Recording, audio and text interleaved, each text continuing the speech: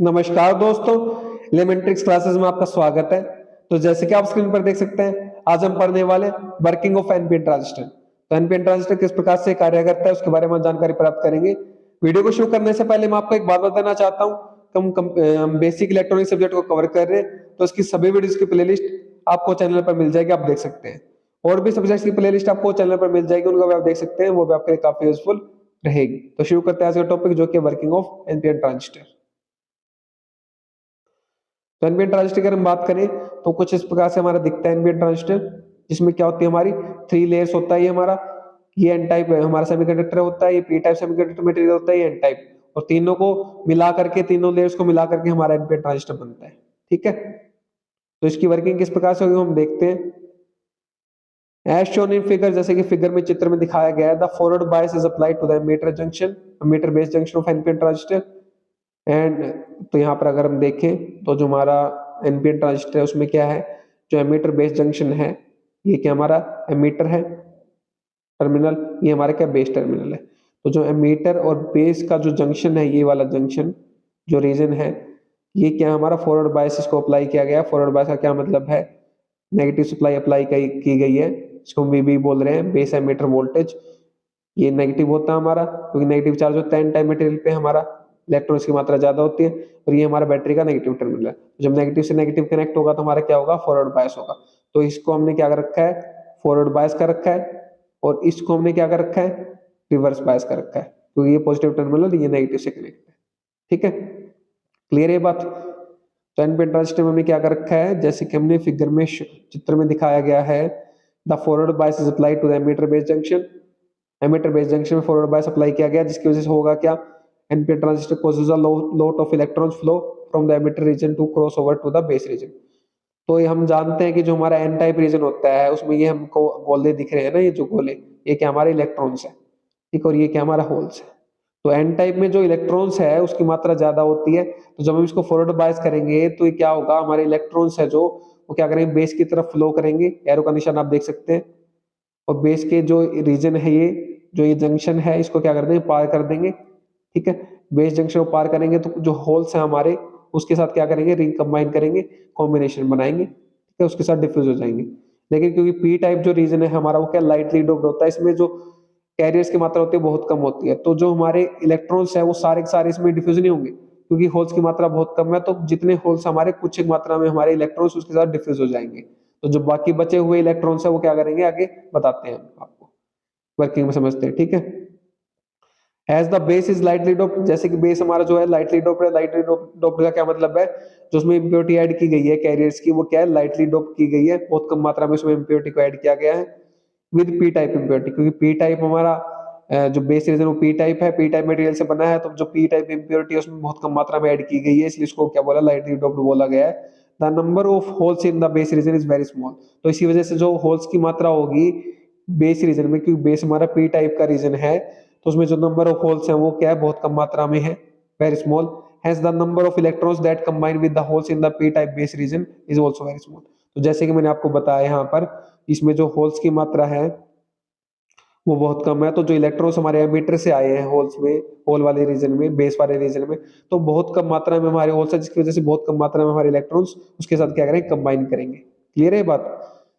Next बात करते हैं हमारा, hence a few electrons combine with the holes to constitute a base current IB।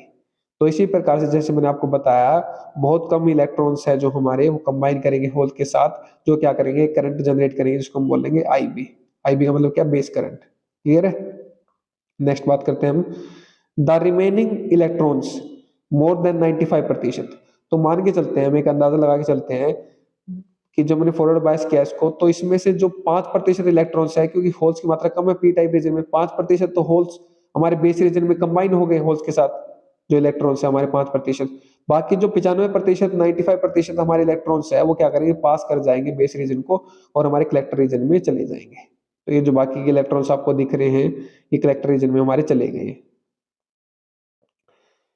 तो यहाँ पर बताया भी गया, द रिमेनिंग बचे हुए इलेक्ट्रॉन्स है जो जो कि 90% ज्यादा है, cross over into the collector region and constitute the collector current. तो जो बाकी बचे हुए 95% हमारे इलेक्ट्रॉन्स है, वो क्या करेंगे, क्रॉस कर जाएंगे इस रीजन को भी, जो कि हमारा कलेक्टर बेस रीजन है, और हमारे कलेक्टर के रीजन में पहुंच जाएंगे जो कि 95% से ज्यादा है, जो क्या करेंगे, करंट जनरेट करेंगे, जिसको हम बोलेंगे आईसी कलेक्टर करंट, जिसको हम क्या बोलेंगे, कलेक्टर करंट।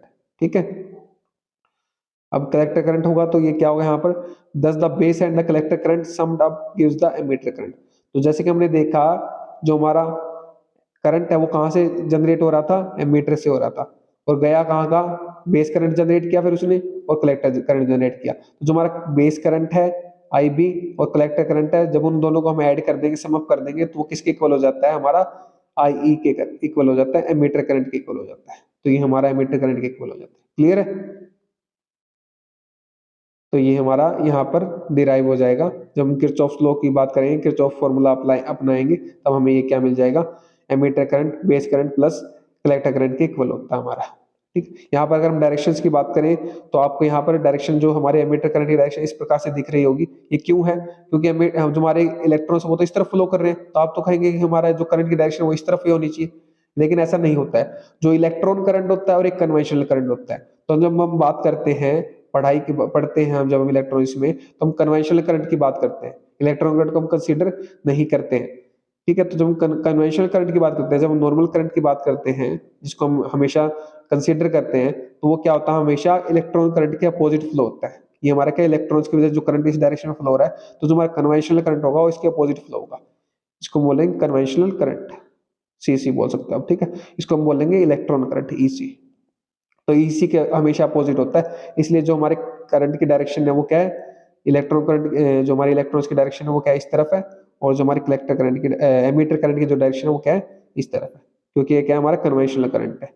ठीक है, और हमारा जो करंट है हमेशा क्या होता है, पॉजिटिव से नेगेटिव की तरफ फ्लो होता है। तो बैटरी का टर्मिनल ये क्या है, पॉजिटिव टर्मिनल है, तो तुम्हारा बेस करंट है वो क्या है, पॉजिटिव से फ्लो हो रहा है, ऐसे। ठीक है, इसी प्रकार से यहाँ पर भी ऐसे फ्लो हो रहा है हमारा।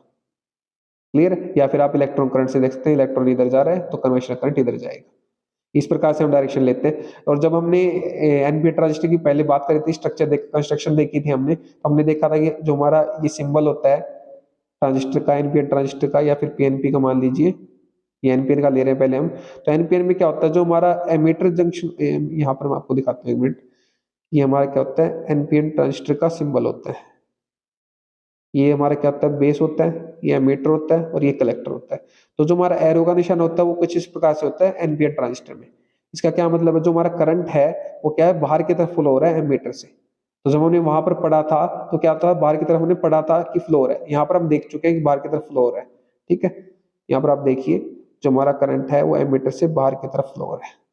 ये एमीटर है, इसमें अंदर नहीं जा रहा है, इसमें कहा जा रहा है, बाहर की तरफ जा रहा है। ठीक, तो ये हमारे क्या है, एनपीएन ट्रांजिस्टर की इस प्रकार से वर्किंग है। इससे आगे आने वाली वीडियो में हम एनपीएन ट्रांजिस्टर की वर्किंग के बारे में बात करेंगे। तो उम्मीद करता हूं कि आपको एनपीएन ट्रांजिस्टर की वर्किंग समझ में आ गई होगी। तो पढ़िए और पढ़ाइए, अपने दोस्तों से शेयर कीजिए वीडियो को, ताकि उनकी भी हेल्प हो सके। अगर आप शेयर कर रहे हैं तो आप उनको पढ़ा रहे हैं, मैं नहीं पढ़ा रहा, आप उनकी हेल्प कर रहे हैं, मैं नहीं कर रहा। अगर आप चैनल पर नए हैं तो चैनल को सब्सक्राइब कर दीजिए, वीडियो को लाइक कर दीजिए, एक अच्छा सा प्यारा सा कमेंट कर दीजिए अगर आपको वीडियो अच्छे लगे तो। और हाँ, अगर आपको इसके नोट्स चाहिए तो वीडियो के नीचे डिस्क्रिप्शन में आपको नोट्स के लिए लिंक मिल जाएगा, वहां से आप नोट्स का एक्सेस कर सकते हैं। मेरे साथ वीडियो में अंत तक बने रहने के लिए धन्यवाद। Thank you so much again.